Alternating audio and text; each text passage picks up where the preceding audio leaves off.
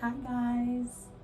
Oh my god, you're back. You came back. You came back to listen to my trash astrology talk. That means you're just as interested as I am with this crazy universe. Welcome back to PettyScopes. I'm Karen from Pretty and Petty Podcast, and today I am going to be discussing our brand new season, which is Aries season. So welcome Rams, fire element signs, and everyone else.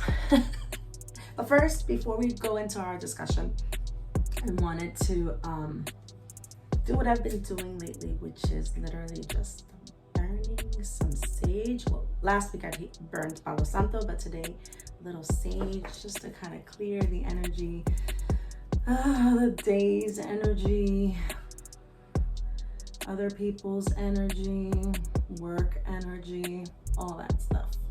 God only knows we need some cleansing. Now we can move on to those glorious Rams, the Aries. So Aries sign is a fixed sign. It is ruled by the planet of Mars. The symbol is a ram. For I think that the Chinese calendar, a ram and sometimes it's a goat, whatever. For Aries purposes, it is a ram. Okay, and like I said before, it is a fire element. The start of Aries season is debatable. All right, when it comes to dates, if you're in the cusp, it's so bizarre. I don't even know who has it right, but nonetheless, for what I know, it begins on March 20th and ends on April 19th. Aries people, celebrities like Lady Gaga, Mariah Carey, Elton John, the last two, which are quite divas, which is sometimes a characteristic of the Aries. Alec Baldwin is also an Aries, temperamental, feisty man that he is. Aries people are really good. They are. They're very passionate. They're very optimistic. They're brave. They're tenacious.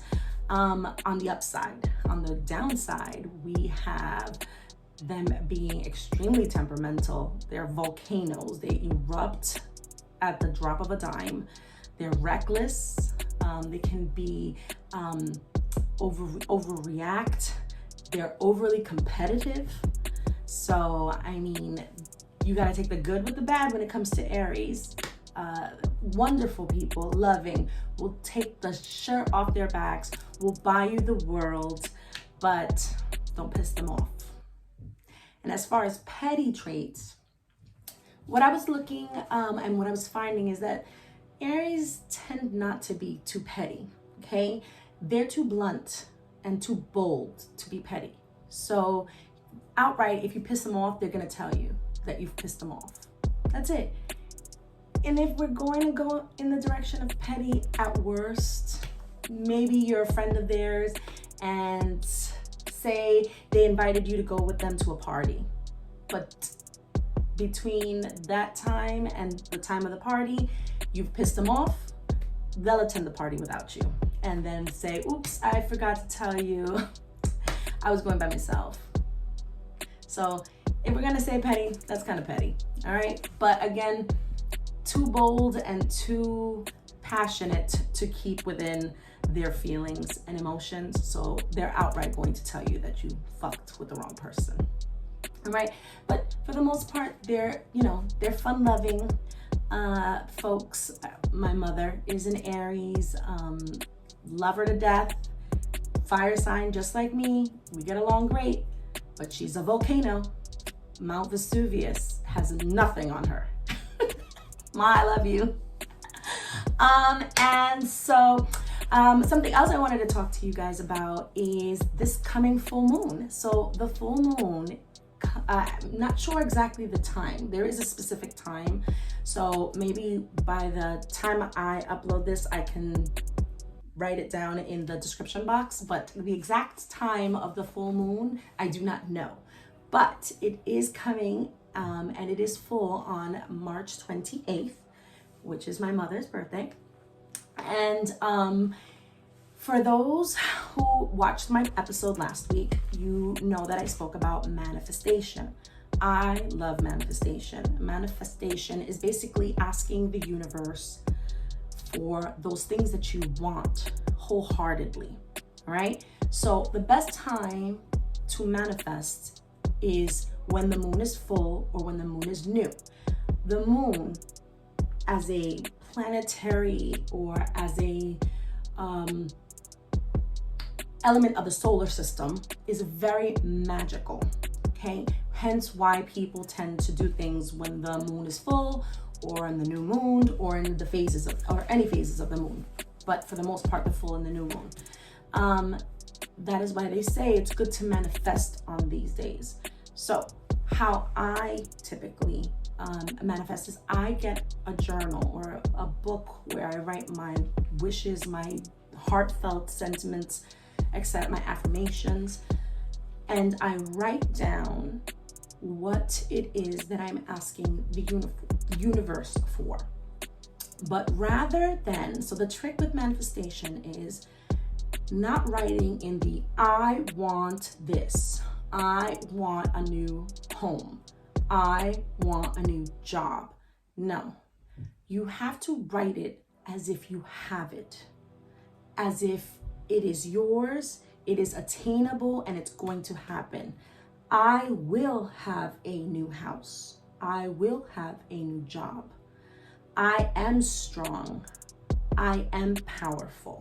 So we have to use affirming words, keywords that tells the universe that you already have it. You're just trying to make space for it. Okay? So, but key thing when you are writing in your journal and you are asking for these things, always begin with gratitude. Always thank the universe for what you have and for what you are asking and for what you will have. Always, because it's important to be grateful for all those things. We move on this earth wanting, we have desires, we have goals, but we have to sometimes stop and thank those beings, whether it's God that you believe in, whether it's Jesus, whether it's Buddha, whoever, whether it's the universe. You must always show gratitude. That way, the universe makes the space for you to attain these things. Okay? So, grab a notebook, okay? Use your I wills, I ams, and believe and have faith. The most important thing out of all, aside from gratitude, is having faith. You might not see things happening, and I've learned with time that just because you don't see it happening right away, what you're asking for, doesn't mean that it's not occurring. There's just different pieces of the puzzle that need to be fixed and placed for your requests to occur. Okay? So just always have faith. Thanks so much.